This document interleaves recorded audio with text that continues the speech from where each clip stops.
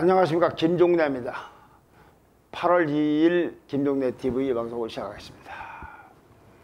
윤석열 전 검찰총장이 국민의힘에 입당하자면서 여야 간의 대선의 경쟁 구도는 거의 1대1로 급속하게 굳어졌습니다.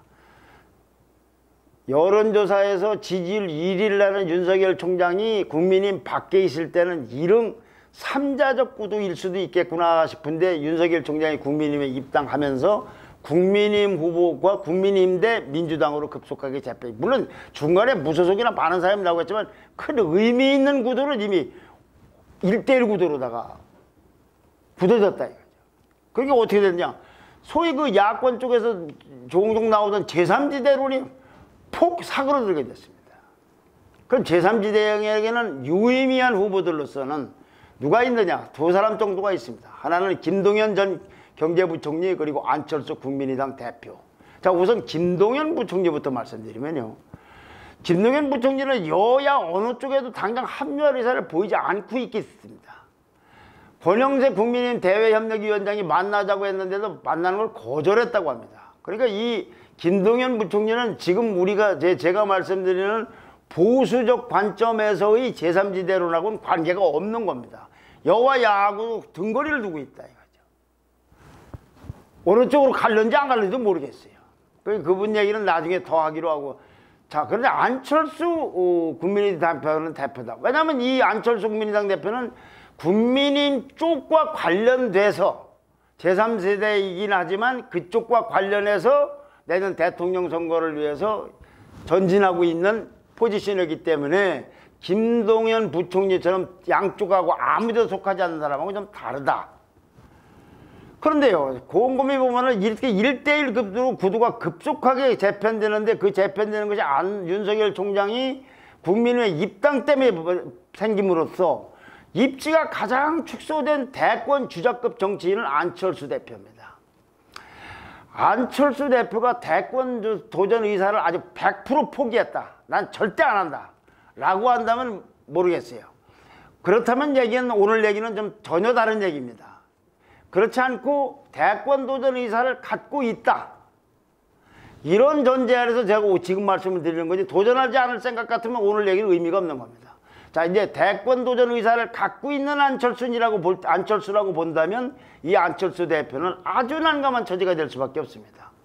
얼마 전에 윤석열 총장과 만나서요, 안철수 대표는 두 사람은 우리는 경쟁자이자 협력자라고 했습니다.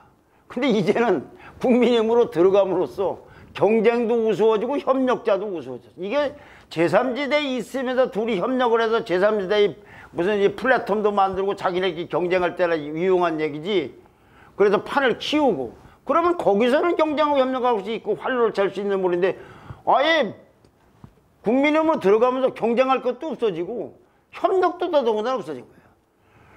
주자 대통령 출마할 의사를 갖고 있는 안철수를 할 때 이런 얘기가 의미가 있는 겁니다. 아니, 없으면 뭐 협력을 하든지 그럼 되는 것이죠. 뭐 반대를 하든지. 자, 그럼 이제 안철수 대표는 어떻게 됐냐? 이제 길이 많지가 않습니다. 그죠? 국민의힘에 합류할 것이냐? 아니면 국민의힘에 안 가고 독자 노선을 택할 것이냐? 독자 노선 택하는 거는 뭐 해보다가 나중에 국민의힘과 단일화하든가, 아니면 끝까지 고를 해서 대통령에 정말로 출마해서 3자 구도를 만들든가, 민주당하고 국민의힘 후보와 그 안철수 윤석열 총장이 되든지 안 되든지 모르지만 국민의힘 후보와 민주당 후보가 자기 출마하는 3자 구도가 되든지, 아니면 국민의힘하고 나중에 단일화되든지, 세 가지 길밖에 없는 겁니다. 자, 먼저 독자 노선의 경우, 제가 아까 참 처지가 궁색해졌다는 말씀드렸는데 이제 하나하나 말씀드리는 겁니다. 자, 독자 노선의 경우는 어떻게 되느냐? 윤석열 총장까지 무려 죄송합니다, 14명이 탑승한 국민의힘 버스는 이제 곧 부릉부릉하고 시동을 걸고 있습니다. 이제 출발하기 직전이에요. 이게 출발하게 되면 여기에 탄 탑승자들, 즉 국민의힘의 14명의 주자들은 텔레비 토론을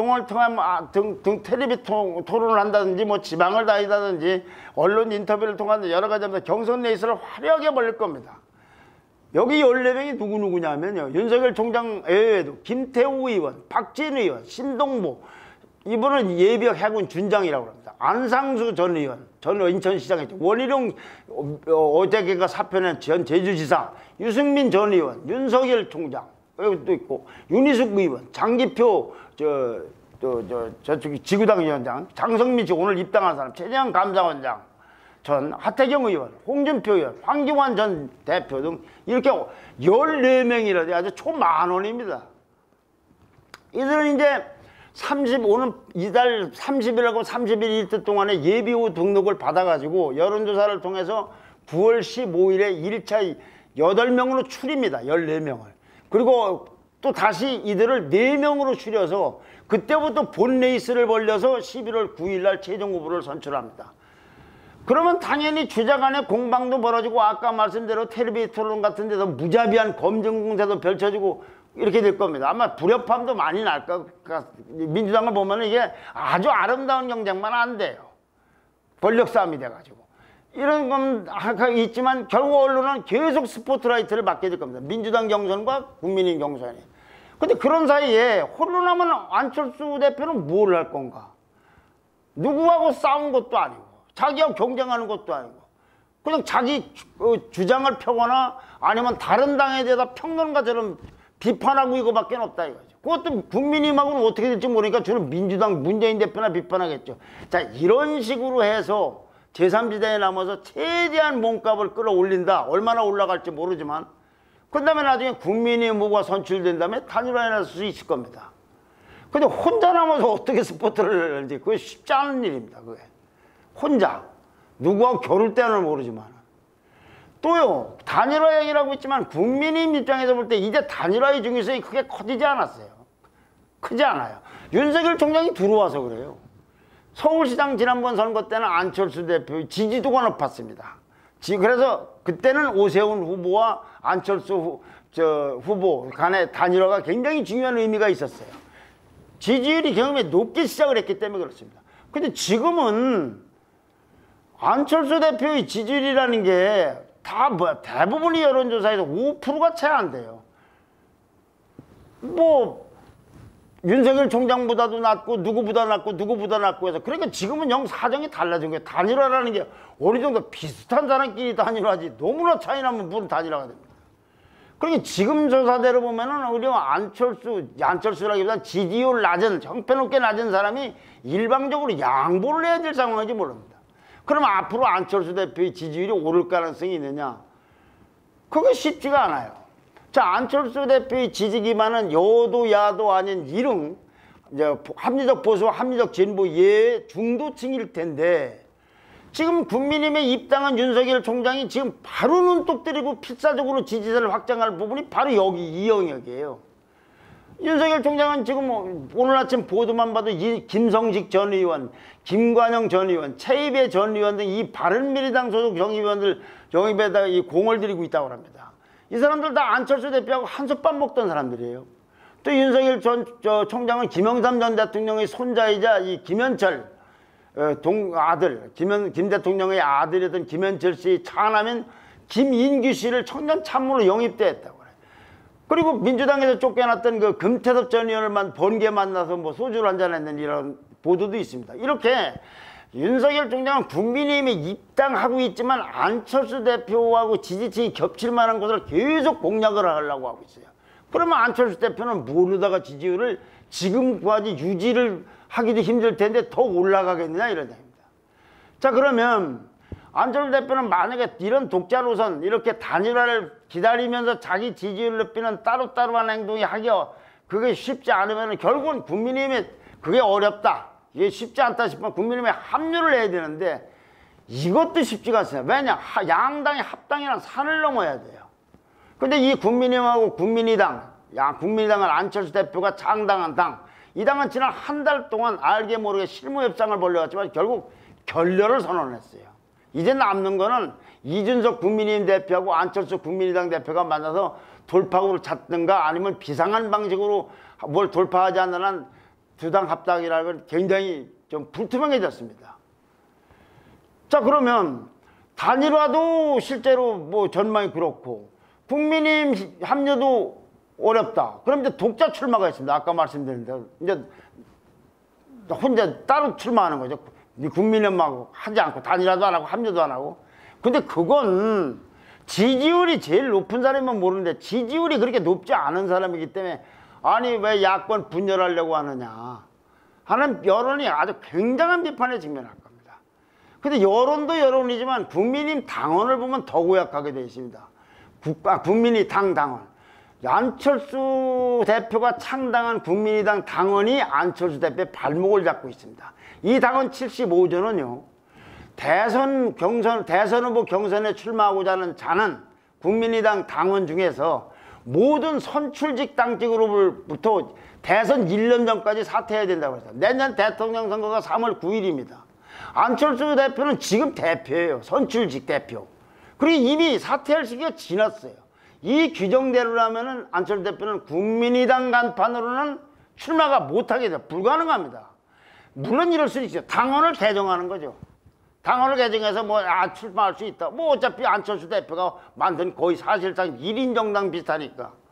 이렇게 되면 삼자구도가 될 텐데 아마 이렇게 되면 안철수 대표한테 죄송한 얘기지 모르지만 저 사람은 만성 대권병 환자, 중증 환자라는 비난이 아마 쏟아질 겁니다.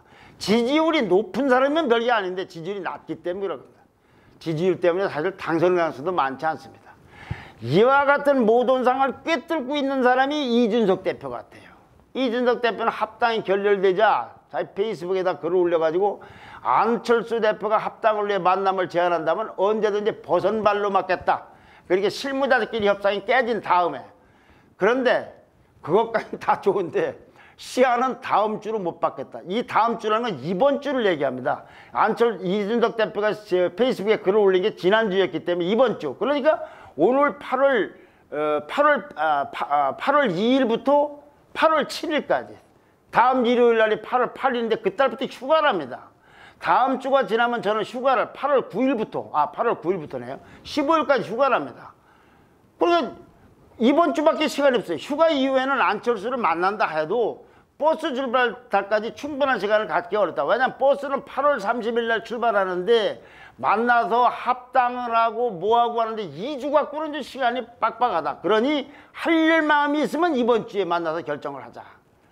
그러니까 국민의당은 즉각 반발을 했어요. 권은희 국민의당 쪽에 이제 협상 대표로 있는 권은희 의원 같은 경우는 이준석 대표의 휴가 일정이 정권 교체를 위한 대선에서 그렇게 중요한 일정인지 몰랐다고 그랬습니다. 또 구영모 국민의당 최고위원도 통합의 시한은 당대표의 휴가가 아니라 국민이 정한다고 그랬습니다.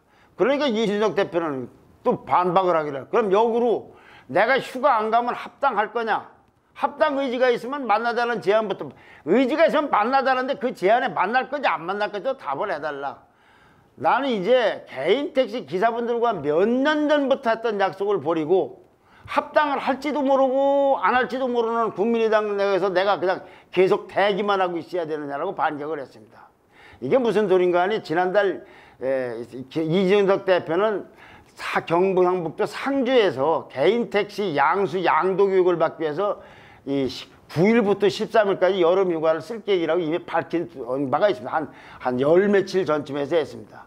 자, 이런 일정 때문에 할 의사가 있으면 이번 주에 하자. 휴가 갔다 와서 늦는다. 다만 휴가 중에 정말로 할 의사가 있으면 내가 교육받고 서울까지 왔다 갔다 하겠다. 이런 얘기도 했습니다. 이준석 대표가 이거 보는 거 보면 강공을 펴고 있는데 이거는 이미 윤석열 총장, 홍준표, 유승민, 최재형, 거기다 장성민 전 의원까지 들어간 선두주자를 포함해서 14명이나 되는 아주 주자들을 대량으로 보유하고 있기 때문에 별로 안철수 대표한테 지지율이 높지 않은 안철수 대표에서 별로 아쉬울 게 없다. 국민의힘이 이제는 야권의 유일한 플랫폼이다. 국민의힘 후보가 범야권 후보다. 이런 아주 자신감을 갖고 있는 거예요.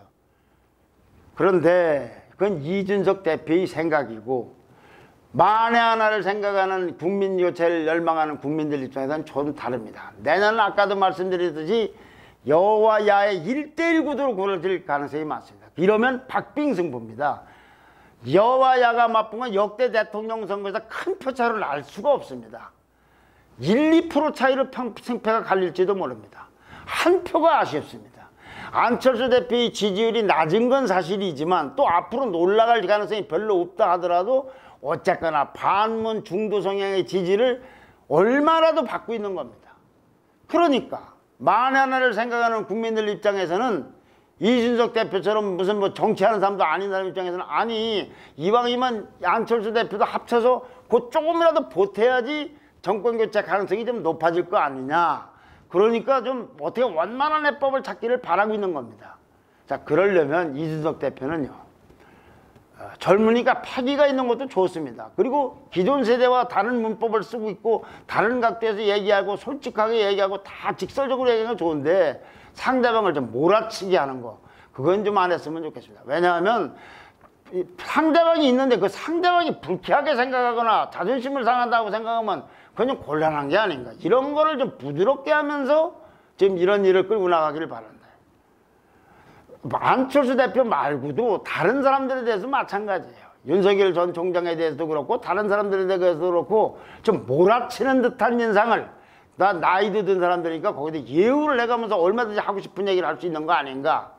또 좀 상대방을 몰아칠 때는 물러설 수 있는 지금 붕지를 좀 이렇게 뭐 명분도 만들어주고 테러도 만들어주고 이런 좀 배려가 있어야 되는 것이 아닌가. 그것이 MZ세대의 그 정서도 그런 거 아닌가 하는 생각을 해봅니다. 버든말 몇 번도 방송에서 말씀드렸지만 이준석 대표는 제 둘째 아들의 보다 한 살도 많은 사람이에요. 저도 좀 당혹스러운 때가 있지만 그래 이제 국민이 선출했으니까 좋은데 좀 상대방을 좀 이렇게 너무 몰아붙이듯이 하지 말아요. 또한요 안철수 대표는 격세지감을 느낄 만큼 본인이 처음 정치권에 입문했을 때거나 얼마 전까지 서울시장에서 뭐 나하고 단일화하자 할 상황하고는 달라졌습니다. 지지율이 현실이 그렇고 국민의당이라는 당세의 현실이 그렇습니다. 이걸 좀 인정하고 정말로 안타깝지만 받아들일 수밖에 없지 않는가. 자, 휴가 얘기만 해도 그래요. 휴가가 뭐 그렇게 중요하냐. 그러려면 이렇게 돼야 되는 거 아니겠습니까? 이번 주도 만나서 어쨌거나 단판을 지어보고 미흡한데도 요것만 해결되면 될 것 같은데 그럼에도 불구하고 이준석 대표가 휴가를 갔다면 휴가가 그렇게 중요하냐고 할 수가 있지만 오래전에 휴가를 예고를 했고 휴가는 이제 오늘 가는 것이 아니라 일주일 후부터 가면 그동안에 시간이 있는데 아무것도 해보지 않고서 지금부터 휴가 때문에 합당논의 안 한다고 하는 건 좀 설명이 앞뒤가 안 맞는 거 아닌가.